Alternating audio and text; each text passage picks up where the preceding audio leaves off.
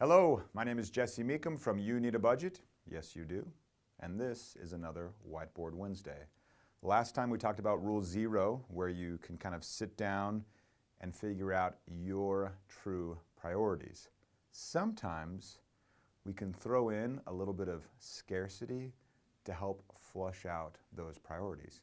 And that is essentially Rule 1. What we have, give every dollar a job, is the rule. So I've got different scenarios here. The first scenario is what you have on hand right now. Now you'll be tempted to look ahead. And we do look ahead, Rule 2, we'll talk about that next week. We look ahead, we love looking ahead.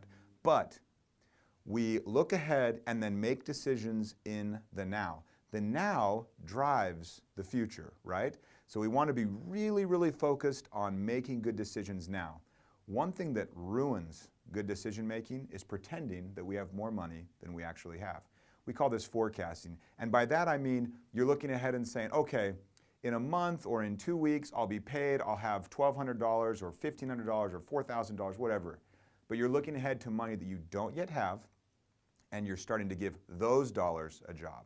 Dollars that haven't yet landed in your checking account. Objectors will say, wait, Jesse, I'm on a salary, it's a fixed salary. And I understand where you're coming from, but I want you to just deal with the money you have on hand right now for one reason, and that is for scarcity. I want you to embrace the idea that scarcity is clarity. So, when you forecast, you look ahead, let's say you're not forecasting for a moment, you have $400 in your checking account. If I were to tell you, or ask you the question, what does that $400 need to do before you're paid again? You would know. You would know with clarity what that $400 needs to do.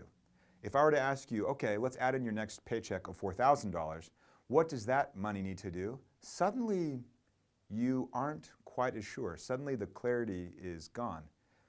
With scarcity comes clarity, and Rule 1 creates that scarcity. Not just because we want you to only budget with what you have on hand, but also because we're giving every single dollar a job. So when you're dealing with everything you have on hand, which is this box, you're saying, okay, in my checking account balance, I've got this much, whatever it is. Then you notice you have some obligations that aren't really your priorities. I'm going to call this debt because it's a nice way to think about debt. Not that it's morally wrong or anything like that, but just how does debt fit into your priority scheme? And we'll think about that for a moment. All of your little happy face here is all of your true priorities happening. These X's are priorities that you're kind of forced to deal with. And a lot of times for people that's their past life, like credit card debt or things like that. So you deal with it, you have to, it's an obligation.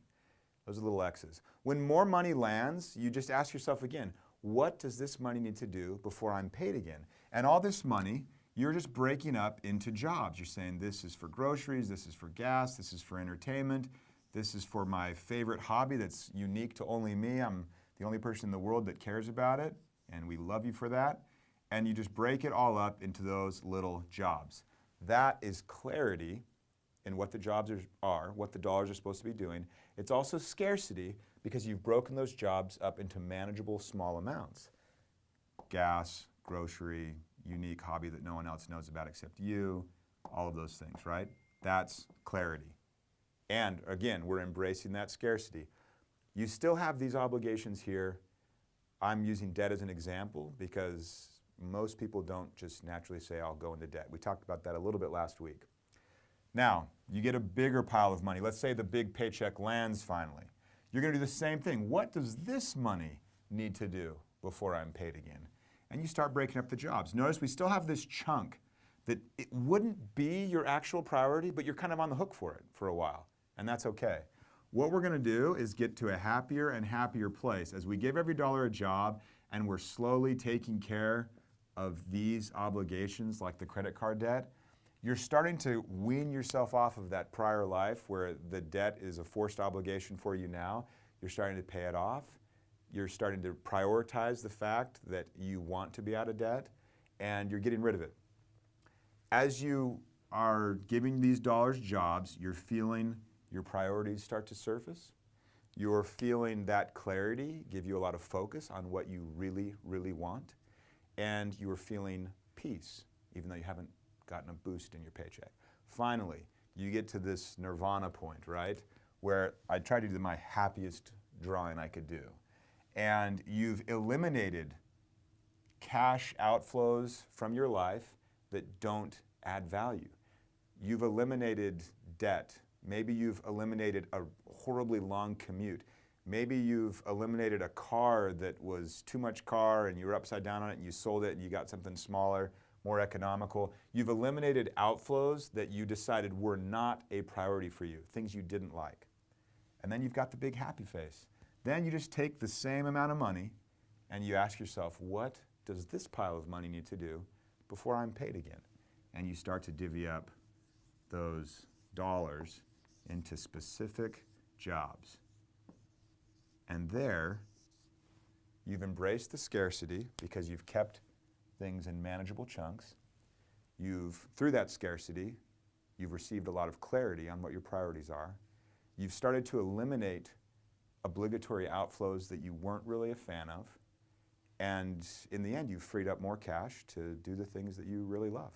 That is rule one. It's you starting to align your money and getting rid of those obligations where you're not getting a lot of joy. So think about that.